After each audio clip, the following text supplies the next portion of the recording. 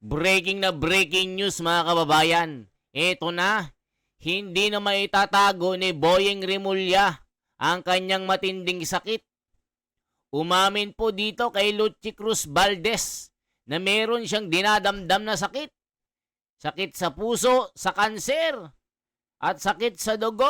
Halaka, mga kababayan. Pakinggan po natin kung anong sinasabi ni Lucy Cruz, kung ano yung survival status. Aba, matindi ito. Sabi ng mga comment, Boyeng Rimulya, ayusin mo na yung mga desisyon mo sa buhay. Gumawa ka na ng tama para pumunta ka ng langit. Ayan, sinasabi ng mga komento dito. Ito po. Challenge mo, yung health challenge mo. Ano ba nangyari sa'yo nun? Noong 2023 na diagnose ako sa puso, na kailangan ko ng bypass. So nagpa-opera ako. Nagkaroon ako ng quintuple bypass. Grabe, 5. Open heart. At nung pagaling na ako, ay na-diagnose naman ako ng cancer. Leukemia. Wow. Cancer ng dugo. Wow. At dito ginamot rin ako. Ako'y sa ilalim ng treatment, cancer treatment sa doktor, dito sa St. Luke's BGC Global. Anong klaseng treatment ba? Ano yan? Chemotherapy, 2 cycle, tapos total body irradiation. Irradiation. Tapos yung tinatawag na bone marrow transplant. Oh, wow. Ang bone marrow transplant, pag wala ka ng white blood cells, lalagyan ka ng stem cell ng donor para magkaroon ka ng bagong bone marrow. Para palitan yung bone marrow. Yun ang pinaka-factory ng dugo. Kaya ang dugo ko ngayon ay hindi na yung dati kong dugo. Ito yung... Nako, mga kababayan, matindi pala ito. Matindi pala ang kanyang dinaramdam ngayon. May matinding sakit pala ito na nangyari sa kanya. Sabi ng mga comment, Oy, Boyeng, magbagong buhay ka na. Ayan, magbagong buhay ka na. Gawin mo ng tama ang mga desisyon mo. Huwag ka lang paggamit sa mga buhaya. Halaka. dugo na galing sa aking anak. Oh, so yung anak mo yung... Anak ko, full match kami. Buti Kaya na lang. naka-recover ako at mukhang maganda naman ang prognosis. Oo, you look good. Thank you. Actually. Ano ba mga symptoms mo nun na... Ano yun, nahihilo, medyo matamlay, tapos nagdudugo ilong ko doon. Nosebleed? Lagi nagdo-nosebleed, tapos ayaw tumigil. Kasi nga, ang dugo ko pala may problema na. Talaga. Did you at any time think that you were being called by the Lord? I refuse to think of it that way. Kasi nga, ang tingin ko lang, tomorrow is another day. Get through the night, mapalipas mo lang ang gabi, pagising mo sa umaga, isang araw na naman yon nabigay. Ang mahirap kasi mga kababayan, nagpapagamit itong si Boyeng Rimulya sa mga buhaya. Nakita nyo naman mga kababayan, imbes na matukoy ang mga may sala, hinaharang yung mga sinasabi ni Marcoleta.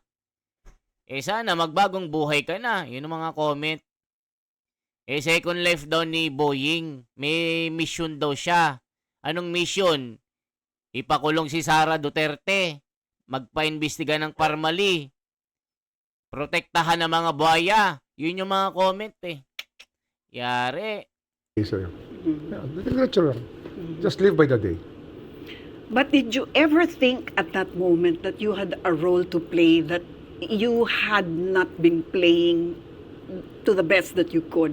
Hindi naman, wala naman. Siguro meron talaga sa akin na marahil may iba pa akong gagawin sa mundo. Kaya tuloy-tuloy ang aking paggaling. Pero maraming hamon. Pagkatapos ng lahat ng treatment, meron pa rin mga problema. Yeah. Pero hindi, tuloy-tuloy lang. Tuloy-tuloy lang.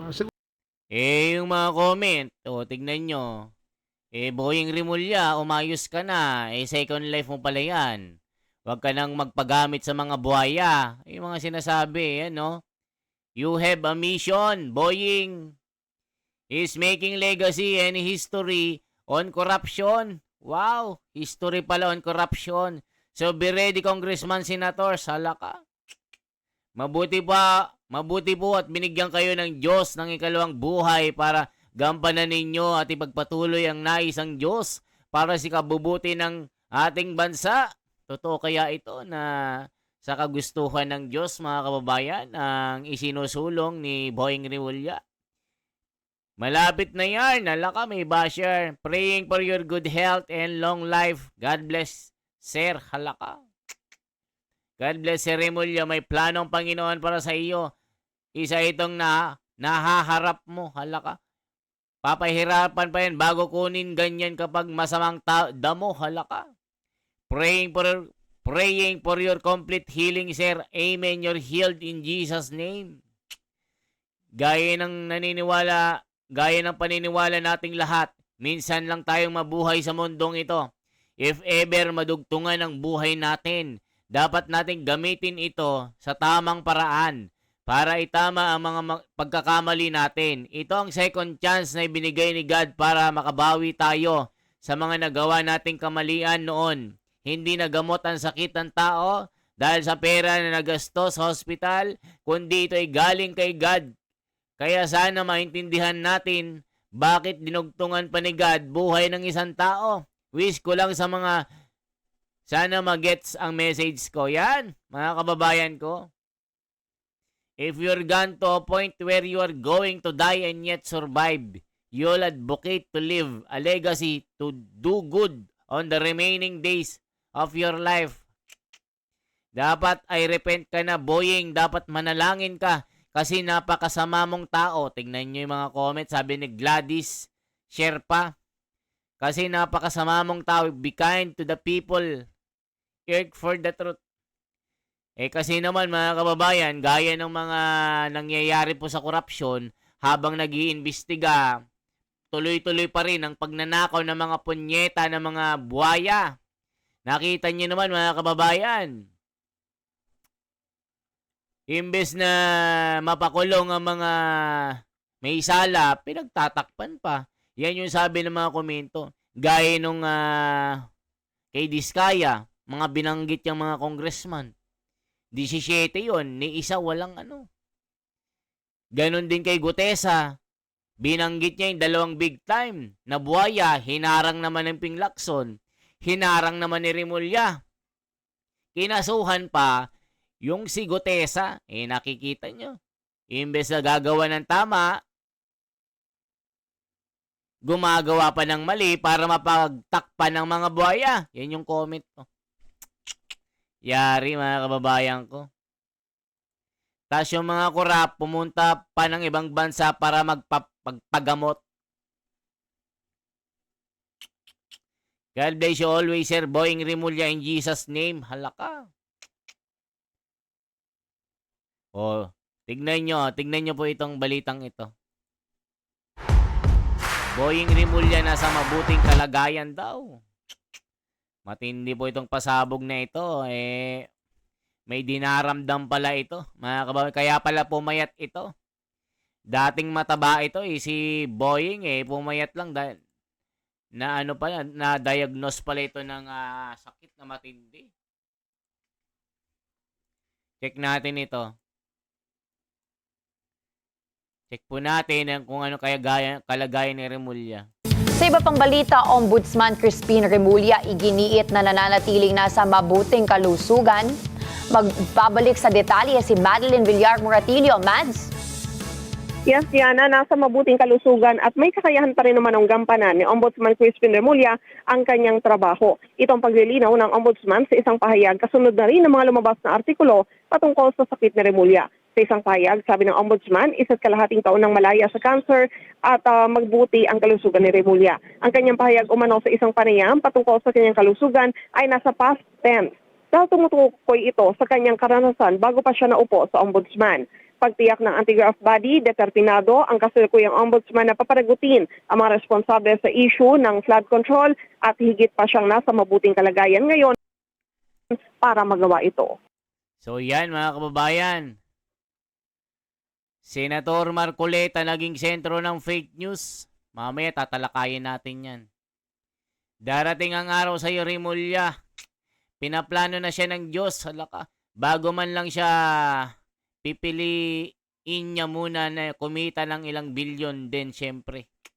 Ibang klaseng lahat ng galaw, may media exposure. Gusto ata basbas para presidente. Ayaw ng mga nakakaraming Pilipino. Si Bonjing, mas gusto nila nakulong siya para alam niya kung tinatawag na bendalo at yung secret decision na sinasabi. Halaka. So, kita nyo mga kababayan, talagang matindi pala ito. Matindi pala itong si Boying. May may sakit pala ito, Ayan, Harassment, Joel Villanueva bumuelta kay Boying Rimulya, naglabas ang screenshot. Yari, mga kababayan. Anong masasabi niyo po? Binawi ni Ombudsman Rimulya ang plano na ipasibak sa pwesto si Senador Villanueva. Halaka. Matindi ito mga kababayan. Anong masasabi niyo dito? Totoo ba na may mission pa si Rimulya? Or second life niya na ito para posibleng sabuatan ng DPWH at COA sa pagbakbak ng kalsada kahit maayos pa, kinwestiyon sa Senado. Totoo naman yan. Sabuatan talaga ito. Lito Magno appointed new NBI director. Ito kita nyo po. Rimulya nilinaw na di pa tapos ang kaso ni Senator Joel Villanueva. Ito po, check natin. Nilinaw ni Ombudsman Boying Rimulya na hindi pa tapos ang kaso at dismissal order kay Senador Joel Villanueva. Sa programa sa YouTube ni Lucy Cruz Valdez na URL, sinabi ni Rimulya na pag-aaralan niya muna ang kaso. Nauna nang tinawag ni Rimulya na secret decision ang pagbasura ni dating Ombudsman Samuel Martires sa dismissal order ni Villanueva. Nagugat yan sa pagkakadawit ni Villanueva sa pork barrel scam. Iginit na rin ni Villanueva at Martires na hindi nila isinikreto ang pagbasura sa dismissal order. Tama ba yun? Di ba? At hindi lumabas yan sa ating lahat. People of may interest sa taong bayan. Binoto natin ng tao. Tapos, ganon? Tatago mo sa amin yung totohanan? Hindi pa kami tapos. Pwede pa ba ma-reverse yun? Ulit? Hindi, pag-aaralan namin. We might have to refile the case. Oh, Wala really? naman double jeopardy yun. Mga kapatid, So yan mga kababayan, hindi pa ligtas si Joel Villanueva sa kaso niya. Pag-aaralan di umano ni Boying Rimulya. Paano papainitin? Ayan po mga balita natin. Anong masasabi niyo po sa malubhang sakit ni Boying Rimulya? Anong masasabi niyo po na may mission daw siya? Na ipahuli ang mga buhaya. Totoo kaya ito mga kababayan? Kayo na ang humusga, kayo mag-comment. Ano pong may papayo nyo kay Rimulya dahil po sa kanyang malubhang sakit? Isang like, isang share po at isang subscribe. Salamat po.